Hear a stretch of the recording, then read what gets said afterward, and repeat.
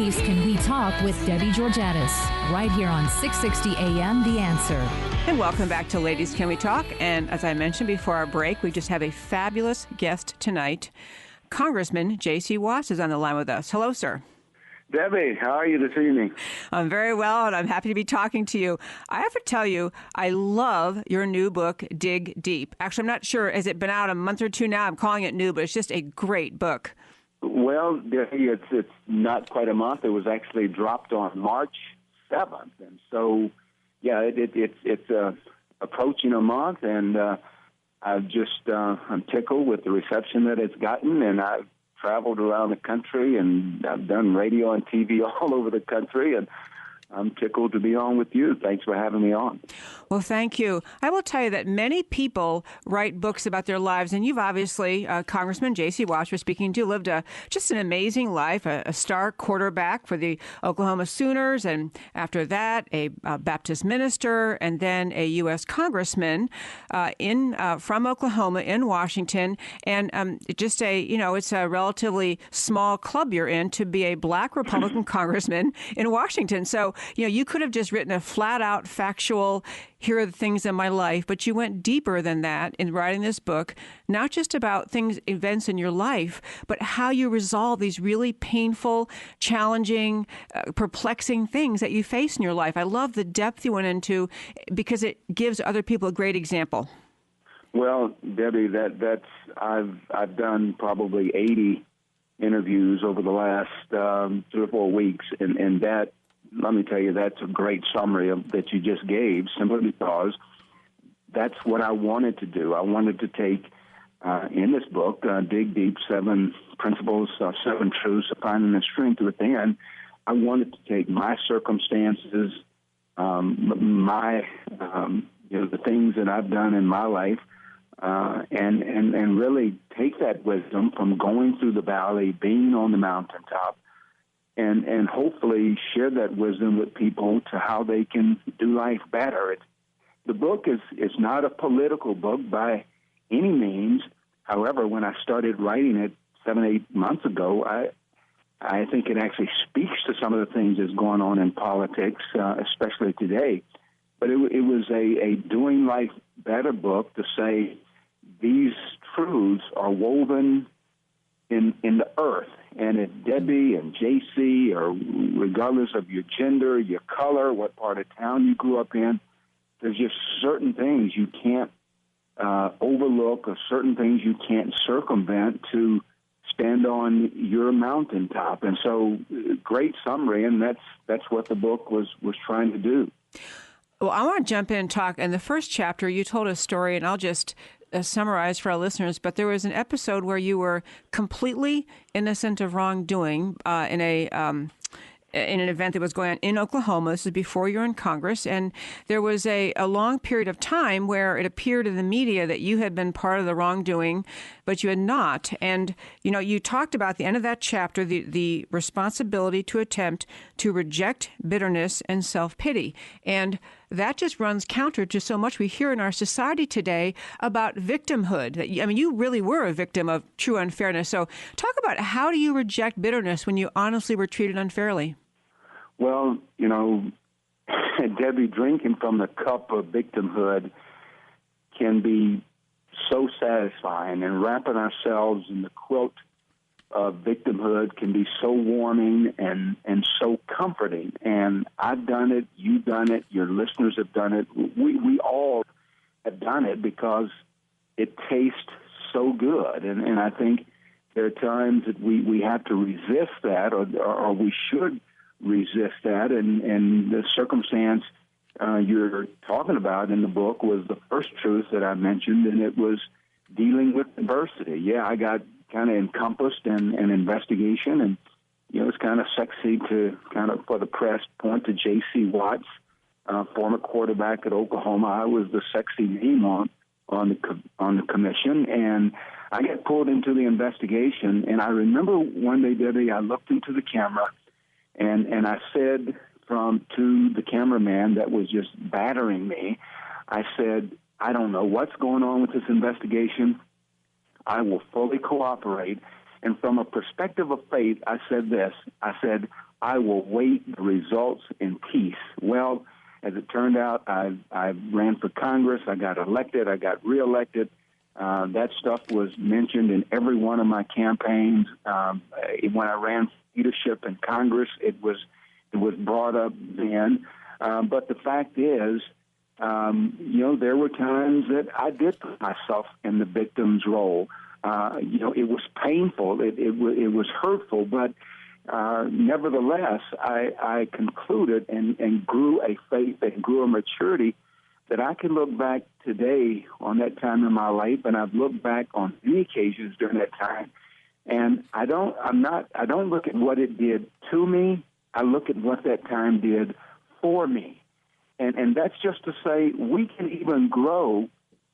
Even in the difficult times in our lives, once we get through those circumstances, we see the sun is shining, we see the birds are chirping, we see the wondrous things of the earth, and we see God's hand all over. And Debbie, those things were around when we were going through our difficulties. We just didn't notice them because we were so focused on the adversity, on the difficulty. And so, again, I don't look back at what that did to me. I look at what it did for me. It took me to another level in my faith. I just love that. I love the whole story around that. And you also speak of the quality of gratitude. And I'm going to jump to other things in the book, but still on this issue, this notion of developing a heart. I think your words were maintain a heart of gratitude. But it's very hard. My mom used to say this. You cannot really be worried and grateful at the same time. You can't be angry and grateful. Just having a sense of gratitude about the existence of God, about life, about what the gifts you have, it makes it hard to be angry. And I love that you spoke about that. No question. And your mom was passing along tremendous wisdom. And, Debbie, you can't lead people through the valley unless you've gone through the valley yourself. I can't, I can give you the recipe for a cake, but let me tell you, that cake is going to be a whole lot better if I've actually cooked it. So it makes a big difference. And when I talk about an attitude of gratitude, Debbie, just look around you today in 2016. There are so many things that we can be upset about, and there's so many things that we can be bitter about. But I guarantee you, for every one thing that I'm unhappy about or I want to be upset about, I can show you 50 things that I can be grateful for. I've got a wife better than I deserve. I've got kids better than I deserve. I've got a grandkids better than I deserve. God has truly blessed me. But again, we often do not look for the things that we can be grateful for. We look at the things that we should be unhappy about, and sometimes it just totally consumes us. And so, every day that I wake up and I'm employed, man, I'm grateful. First of all, I'm grateful to wake up. And then I'm grateful to wake up and be employed.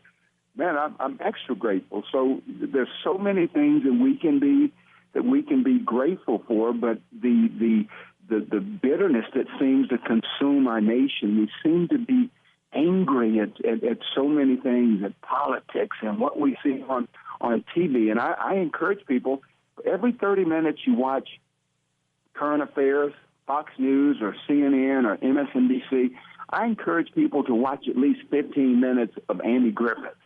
Kind of bring yourself back in balance. We're about the same age. We're speaking tonight by Congressman J.C. Watson. We're about the same age. And I lamented, even when our kids were growing up, how the childhood television we enjoyed, which was Andy Griffith and Gilligan's Island, that was so much more innocent and less angry and less crass. It was just something more, just innocent and joyful and watching it. So it's really, really funny you mentioned Andy Griffith. Well, we're coming up. We have about 1 minute till our break. And then I believe you're going to stay with us through after the break, right?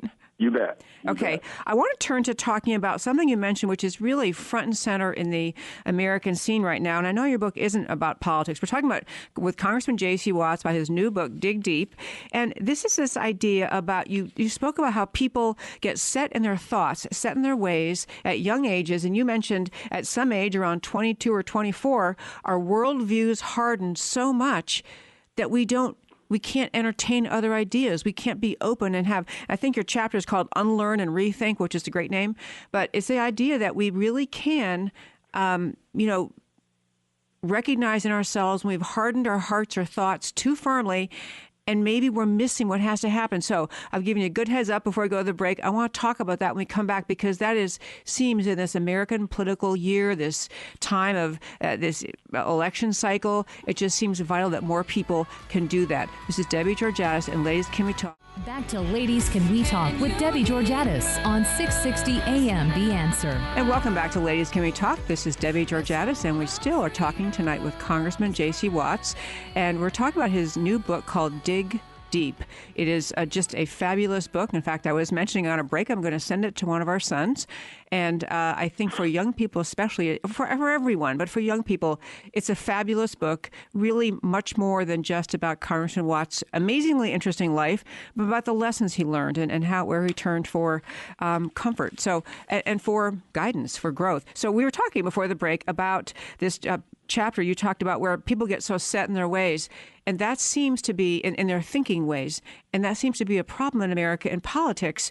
Especially, I think that you talked about how people talk over each other or past each other, and I think it happens, and it's so detrimental because we don't even really know sometimes what the other side thinks, because we only listen to our side and we are convinced we're the only ones who have everything right. So can you elaborate in your life what caused you to realize that and how you try to address that?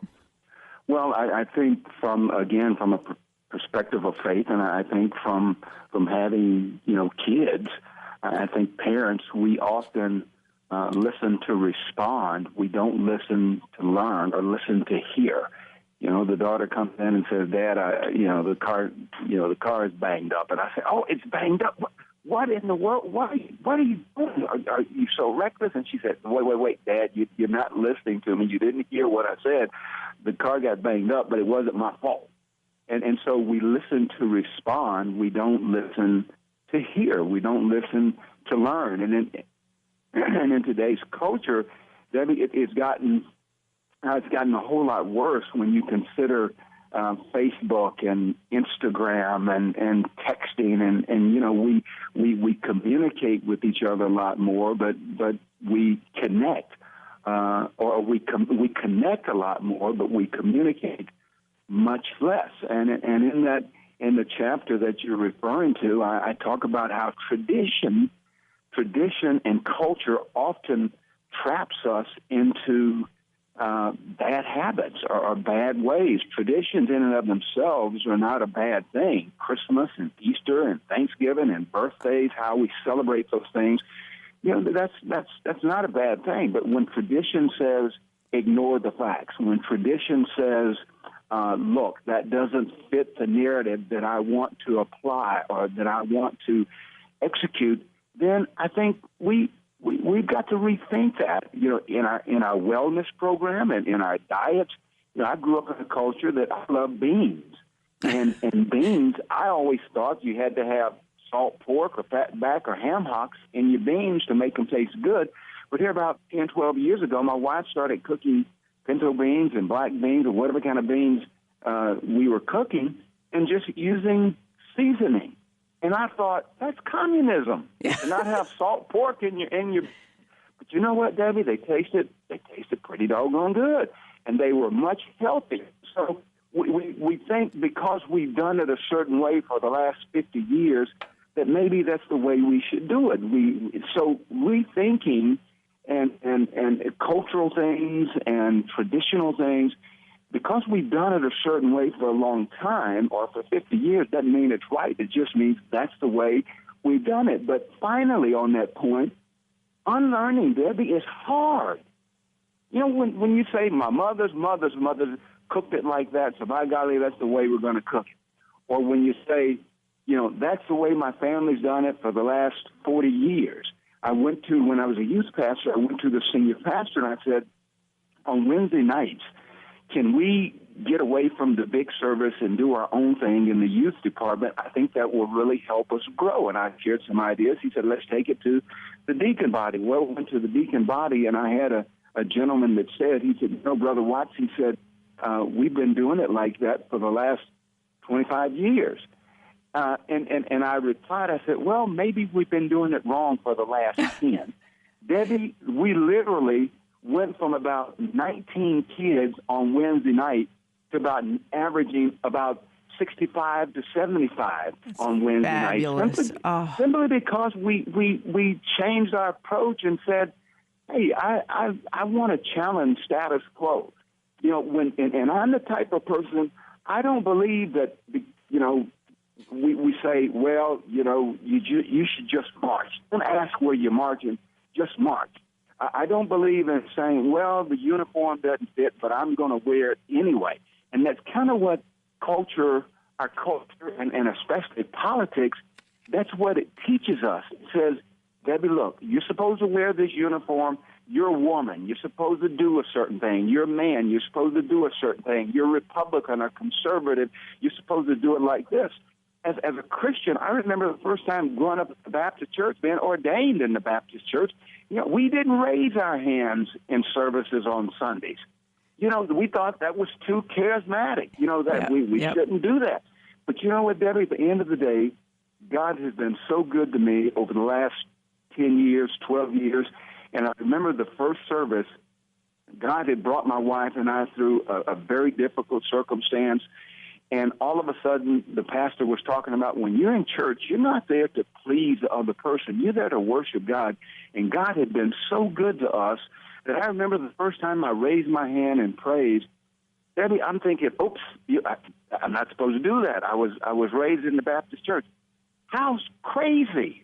How silly. So even in our worship practices, we worship out of tradition, not out of saying, I want God to know I am grateful for how marvelous He's been to me and what He's brought me through, His mercy and His grace. So unlearning and rethinking, it's hard, but let me tell you, when you try it, you get a couple of years down the road and you think, man, this is kind of neat. We're speaking with Congressman J.C. Watts, the author of a new book, Dig Deep. And, we could go on for hours, but we have about a little less than 4 minutes left. And I do want to ask you something more specific tied to where we are today in America. You talked in your book about the throwing around of the word racism so frequently that it loses context or meaning, that you just, in fact, when there are serious and genuine instances of racism, you've kind of lost and connected with that. You've talked about the idea that we have a very little connection between the GOP. Now, you served in Congress as a Republican, but the GOP and the black community. And I don't think there are people in the GOP thinking, I don't want to reach out to the black community. I think they don't know what to do. And people get comfortable in their views of this is how we do things. And so what is your advice to people who are just seeking office or people who are wanting to bring the Republican message to the black community? Well, Debbie, first of all, I think, sometimes we have to do things, and I learned this, as I said, Dig Deep is not a political book. It's more how do we do life better kind of book. And Dig Deep, I talk about relationships. And, I think we have to be honest in our relationships. And sometimes from a perspective of faith, I learned in youth ministry, I had to be intentional about reaching out to Debbie, about reaching out to those that we thought were kind of out of the box, or those who were kind of out of the mainstream, or those who didn't fit the mold of what, we thought a Christian should be. And that's one of the ways we went from 19 to averaging about 70 on Wednesday nights. Relationships, Debbie, covers a multitude of sin, and I learned that in my faith. I learned it in athletics. And Republicans, conservatives don't have any relational equity with the black community. And I think sometimes you have to sit down with Debbie and say, hey, Debbie, I know we don't necessarily see eye to eye, but I want to ask you and share with you, these are my values, these are my principles. how do I help you accomplish what you want to accomplish in life? Start from that perspective to say, how do I use my values and my principles to go from reaching the unreachable or reaching those kids that, sometimes I dealt with a couple of kids that I thought, these are communist kids that they were sent here to harass me. But I looked through all of their faults and failures, just like God has done on so many occasions with me. And he says, JC, I want to have a personal, intimate relationship with you. And that's the way I reach those kids. And one of those young men, I saw them coming down the aisle one Sunday during the time of invitation. And this kid, Junior, he said, I want to ask Christ to come into my heart and be my personal Savior. And I got to tell you, Debbie, I thought, now, God, I see. 18 months of going through just things that he would do, but he would always show up on Wednesday nights and on Sunday mornings. Although he was radical, he would still show up. So that told me he was searching. He wanted something. I think there are many in the black community, white community, Hispanic community, even in the gay and lesbian community, that they don't see eye to eye with Republicans, with conservatives, but they're wanting more. Yep. And we have to have a heart of love to give them that. We are speaking with Congressman J.C. Watts. I can't thank you enough. I'm sorry, our segment's out of time, but I want to thank you so much for calling in your new book, Dig Deep. You can get it on Amazon. Thank you so much for talking to us tonight. Debbie, thanks for having me on.